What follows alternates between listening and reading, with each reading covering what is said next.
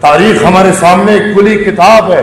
پاکستان کا ریفلیکشن آزادی کے چند دن بعد ملتا ہے، جب خدائی خدمتگار تحریک کی 2/3 میجورٹی پہ بنی حکومت کو محمد علی جناح صاحب کے ہوتے ہوئے ختم کیا جاتا ہے اور مائنورٹی کو حکومت دی جاتی ہے. اور بدقسمتی سے ہمارے بھائی یہاں پہ بیٹھے ہیں، لیکن اگر بلوچ اور پختون گلہ کرے تو پنجاب نے ہمارے ظلموں پہ جشن منائے، خوشیاں منائی ہیں.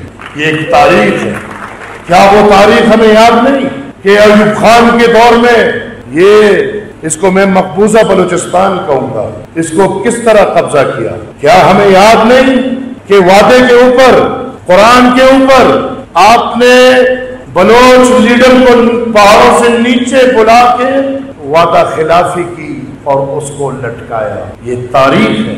اگر دل کی بات کریں تو ہم وہ زندگی گزار رہے ہیں جس کے لیے ہمیں اللہ نے اس دنیا میں ہر انسان آزاد پیدا ہو، اور ہر انسان یہ حق رکھتا ہے کہ وہ آزادی کے ساتھ زندگی. ہم بدقسمتی سے دونوں اقوام اس ملک میں غلامی کی زندگی گزار رہے ہیں. اور میں پچھلے دنوں جب باجوڑ میں آپریشن شروع ہو رہا تھا، میں نے ایک پبلک اپیل کیا پنجاب کے بھائیوں کو کہ وطن عزیز کے بھائیوں، جب آپ کے اوپر ہندوستان سے حملہ ہو رہا تھا تو ہم سب آپ کے ساتھ بھی کھڑے تھے، آپ کے لیے دعائیں بھی کر رہے تھے اور آپ کو ہمت بھی دے رہے تھے. لیکن افسوس 50 سال سے ان دو اقوام کے ساتھ جو ہو رہا ہے، افسوس یہ ہے کہ پنجاب کے لیڈران اس میں شامل. ہماری بدقسمتی ہے، اور یہ میں بار بار کہتا ہوں، بلوچ قوم، پختون قوم، بلوچستان اور پختونخوا کی بدقسمتی ہے کہ اس کرسی پہ جو بھی بیٹھتا ہے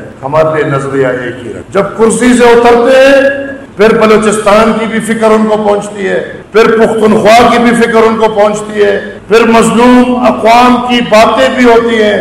لیکن جب کرسی پہ بیٹھے ہو، وہ بھلے نواز شریف ہو، وہ بھلے شہباز شریف ہو، وہ بھلے بے نظیر بھٹو جی، وہ بھلے عمران خان ہو، بدقسمتی یہ ہے کہ ہمارے لیے نظریہ ایک ہے، سوچ ایک ہے، فکر ایک ہے. یہاں پہ بات ہوئی 26ویں آئینی ترمیم کی. آپ کی رائے کا میں احترام کروں گا، لیکن میں آپ کو یاد دلانا چاہوں کہ جب وکلا کی تحریک مشرف صاحب کے دور میں چلی اور ہمارے مشہور زمانہ جج صاحب جب کراچی گئے تو عوامی national party as a party عدالت کے ساتھ، آزاد عدلیہ کے ساتھ اس حد تک کڑی ہوئی کہ ہم نے قربانی دی، اس میں بھی ہم نے خونوں کا نذرانہ دیا اور اس تحریک کو وہ خون کا بوجھ اور وزن ڈالا تو اس تحریک میں لال رنگ آیا، وہ تحریک کامیاب ہوا. میرے وکیل بھائیوں، وہ تحریک تو کامیاب ہو گیا، لیکن اس تحریک کی کامیابی کے بعد کسی کو عدلیہ یاد ہے یا نہیں یاد؟ وہ 18ویں آئینی ترمیم جو اس دور میں نیشنل اسمبلی سے منظور ہوتا ہے، اس پہ پہلا حملہ سپریم کورٹ سے ہوتا ہے اور اس وقت کا چیف جسٹس حملہ کرتا ہے کہ 18th امینڈمنٹ کو نہیں مانتے. کیا ہمیں ساسوما والے ججز یاد ہیں کہ نہیں یاد؟ ہمیں ٹرکوں والے ججز یاد ہیں یا نہیں یاد؟ ہمیں وہ جج یاد ہے جو ایڈمنسٹریٹر بنا ہوا تھا، اسپتالوں میں جاتا تھا، فرعون بنا ہوا تھا؟ جج کا یہ کام تو نہیں. تو میں یہ وضاحت کر دوں کہ یہ ہمارے اکابرین کا نظریہ تھا. جناب خان عبد الولی خان کا یہ نظریہ تھا، جناب اسفندیار ولی خان صاحب کا یہ نظریہ تھا کہ اس ملک میں ایک آئینی عدالت ہونی چاہیے. میں آج بھی کہتا ہوں کہ آئینی بینچ سے کام نہیں بنے گا، آئینی عدالت بنائے تاکہ آئینی کام وہ کرے اور سپریم کورٹ اپنا بنیادی کام. کیا کہ جہاں تک عدلیہ کی آزادی اور غلامی کی بات ہے تو اس ملک میں ادارے جتنے بھی ہیں، قانون الگ چیز ہے، لیکن اس قانون پہ عمل، رول آف دا لا، ہمارے اس وطن عزیز میں 26ویں آئینی ترمیم سے پہلے بھی نہیں تھا، اور میں سمجھتا ہوں کہ زورور کے لیے 26ویں آئینی ترمیم کے بعد بھی. ہم کیوں آنکھیں چھپا رہے ہیں؟ کیا ہمیں آنکھیں چھپانے کی اس وقت ضرورت ہے؟ کیا وہ عدلیہ آزاد تھی جس نے جناب ذوالفقار علی بھٹو کو پھانسی دی؟ کیا وہ عدلیہ آزاد تھی جس نے ایک ایک حکم میں پاکستان کے 4 وزرائے اعظم کو ایک ایک حکم پہ کرسی سے بھیجا ہے. سوچے گا. میں سمجھتا ہوں کہ یہاں پہ 26ویں کی ترمیم ایک بہترین ترمیم ہے، لیکن جہاں پہ عدالت میں وہ پٹی باندھی ہوئی ہے اس پٹی کو کھولنا، جہاں پہ ترازو پہلے سے اوپر اور نیچے پڑا ہے اس ترازو پہ ایک ہونا چاہیے. وہ 15% جو بدقسمتی سے پنجاب میں ہی پورے ہوتے ہیں، وہ 15% جو بدقسمتی سے وردی کے بیک گراؤنڈ میں ہی پورے ہوتے ہیں، اس ملک میں ان کے لیے نہ آئین ہے، نہ قانون ہے، نہ رول آف لا ہے، نہ ان سے پوچھا جاتا ہے. آئین ہے، قانون ہے تو غریب کے لیے. یہ ملک اس دن چلے گا جب ایک جرنیل اور ایک غریب کے لیے قانون ایک ہی ہوگا، اس دن یہ ملک چلے گا. میں بالکل آپ کے ساتھ کھڑا ہوں، فوجی عدالتیں نامنظور، لیکن کیا ہماری عدالتیں دہشت گردوں کو سزا دینے میں کامیاب ہوئی؟ اس کا جواب کسی کے پاس. کیا ہماری عدالتوں نے آج تک کسی دہشت گرد کو سزا دی؟ میری جان، رول آف لا کے لیے ہم سب کو آگے ہمیں وہ باتیں حکومت میں بیٹھ کے بھی یاد رکھنی چاہیے جو باتیں ہم اپوزیشن میں کرتے ہیں. اور وردی والے جو ہمارے دشمن ہیں، لیکن وہ بڑے دشمن ہیں جو وردی والوں کے لیے قوم میں بیٹھ کے ان کے لیے سہولت کاری کر رہے ہیں. سب سے بڑے دشمن ہمارے وہ. کیا ہمارے وکلا برادری سے میں پوچھوں گا کہ آپ کے حق پہ ڈاکہ ڈالا گیا ہے؟ ابھی تک تو چوکیدار مالک بنا ہوا تھا، ابھی تو چوکیدار چور بن رہا ہے. آپ کے حق پہ ڈاکہ ڈال رہے ہیں، دن دہاڑے ڈال رہے ہیں. کیا آج تک کوئٹہ میں وکلا نے کوئی یہ ہمت دکھائی کہ یہ کم سے کم بلوچستان کی حکومت یا اس ریاست کو یہ دکھائے کہ یہ ہماری ریڈ لائن ہے؟ کیا ہمارے بچے ساری زندگی بھوکے رہیں گے؟ کیا ہمارے بچے ان وسائل کے ہوتے ہوئے، یہ لال کالا نیلا پیلا جو نیچرل ریسورسز ہے، ریئر منرلز ہیں، ان کے ہوتے ہوئے کیا ہمارے بچے بھوکے رہیں گے، ننگے رہیں گے؟ کیا ہمارے علاقے اسی طرح ویران رہیں گے؟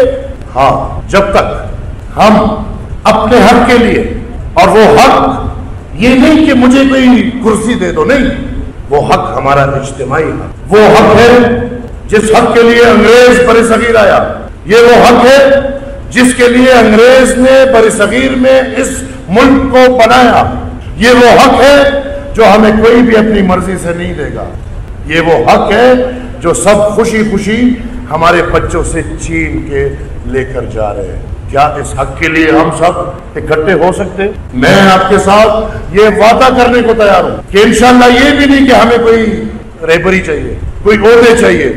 آپ اکٹھے ہو، آپ سب ایک ہو، انشاءاللہ میں ذاتی حیثیت میں آپ لوگوں کے ساتھ ایک شیلڈ کی طرح، ایک پروٹیکشن کی طرح کھڑا ہوں گا کہ جو ہتھیار آپ پہ آئے پہلے میرے پہ آئے. ہم الحمدللہ وہ قوم ہے جو شہادتوں سے ڈرتے نہیں ہیں.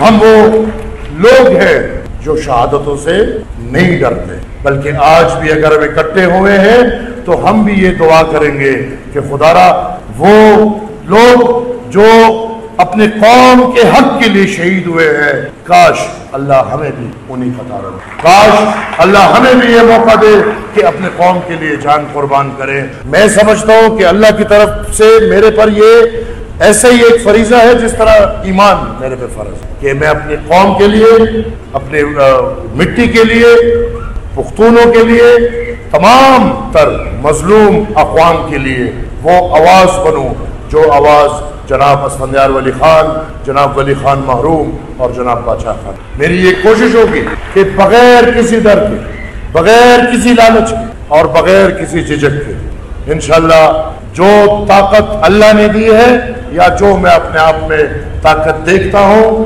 ہمیشہ ظالم کے خلاف اور مظلوم کے ساتھ کھڑا ہوں. میں بار بار یہ کہتا ہوں کہ اللہ نے جو عزت دی ہے، جس گھر میں پیدا کیا ہے، جس تسلسل میں پیدا کیا ہے، اس سے زیادہ عزت دنیا میں کوئی ایسا عہدہ نہیں، کوئی ایسی کرسی نہیں جو اس سے زیادہ عزت دے سکے. لہذا عہدے بھی کام کے، کرسیاں بھی کام کی.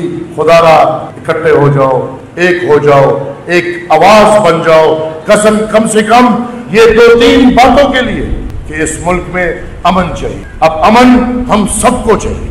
امن صرف مسلمان کو نہیں، ہندو کو بھی چاہیے. امن غیر دین کو بھی چاہیے، امن جانور کو بھی چاہیے، امن پرندوں کو بھی چاہیے، امن درختوں کو بھی چاہیے، امن ہم سب کو چاہیے۔ کیا ہم سب امن کے لیے ایک نہیں ہو سکتے؟ کیا ہم سب اپنے بچوں کے، قوم کے بچوں کے حق کے لیے ایک نہیں ہو سکتے؟ کیا ہم سب پاکستان کے آئین کے لیے، رول آف دا لا کے لیے ایک نہیں ہو سکتے؟ کیا ہم سب ایک شفاف جمہوری نظام کے لیے ایک نہیں ہو سکتے؟ جس دن ہم ایک ہو گئے انشاءاللہ تاریخی توڑ دیں گے۔ یہ یاد رہے، انگریزی میں ایک کہاوت ہے کہ جو غنڈہ ہوتا ہے وہ سب سے بڑا ڈرپوک ہو۔ تو پاکستان کا غنڈہ میں اسی مثال میں ڈالوں۔ اب ہمت ہمیں اور آپ، میں انشاءاللہ تیار ہوں، ہر حد تک جانے کو تیار ہوں، جرگے بھی بلاؤں گا، جیسے پختونخوا نے فیصلہ کیا 23 تاریخ کو انشاءاللہ ہم ایک امن مارچ سب کریں گے، ہر حد تک جائیں گے، جہاں تک میری قوم میرے ساتھ جا سکے انشاءاللہ جائیں گے اپنے حق کے لیے۔ ہماری لڑائی کسی اور چیز کی نہیں ہے۔ تو ریاست ویسی ہے، اس کو آپ بہانہ ایکسکیوز دے دیتے ہو کہ وہ آپ کو ختم، یہ ایکسکیوز نہ دو۔ بندوق کی لڑائی ہم ان لوگوں سے نہیں جیت سکتے۔ ان کے ڈھور دیکھو بھائی، وہ تو آج کل 4-4 5-5 تارے لگ رہے ہیں، ان سے اگر ہم جیت سکتے ہیں تو یہ وہی ہتھیار ہمیں جتا سکتا ہے جو ہتھیار باچا خان بابا یا پیغمبر حضرت محمد صلی اللہ علیہ وسلم نے اپنے لوگوں کو دیا ہے، جو عدم تشدد کا۔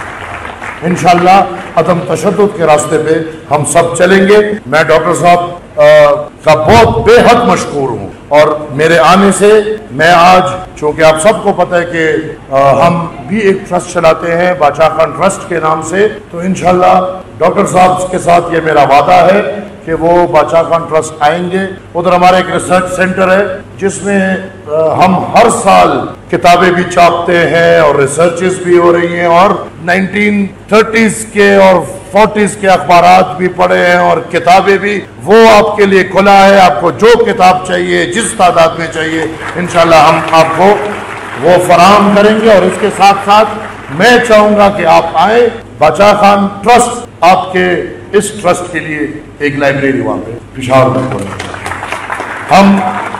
ہم ولی خان بابا نے ہمیں سمجھایا ہے کہ شہید ہم روتے نہیں، ہم اپنے شہیدوں کو مناتے ہیں۔ ہماری قسمت دیکھو، آج 9 سال پہلے والے کے شہیدوں کو منا رہے ہیں، میرے خیال میں 4 دن بعد سن 48 کے شہداء کو منائیں۔ یہ ہماری نصیب ہے، اور جب تک ہم اپنے نصیب بدلنے کے لیے خود نہیں کھڑے ہوتے تو شاید ہم چند سال بعد اور شہداء کو، ہم مزید نئے شہداء کو منائیں۔ اور ریاست ہمارے قدرتی وسائل کی بھوکی آج ایک نئے انداز میں، جس میں امریکہ دلچسپی لے رہی ہے، تو اس دلچسپیوں میں اپنے آپ کو بچانا، اپنے قوم کو بچانا اور اپنے وسائل کو بچانا۔ انشاءاللہ جو لاہور سے میرے دوست آئے ہیں، میں ان سے گزارش کروں گا کہ اگر وہ سمجھتے ہیں کہ ہم بھائی ہیں، تو ادھر جو ذکر ہوا، آپ پنجاب والے، اگر یہ ریاست زبردستی پختونخوا کی بجلی آپ کو دے رہی ہے، آپ ہمارے ساتھ کھڑے ہو کے وہ بجلی لینے سے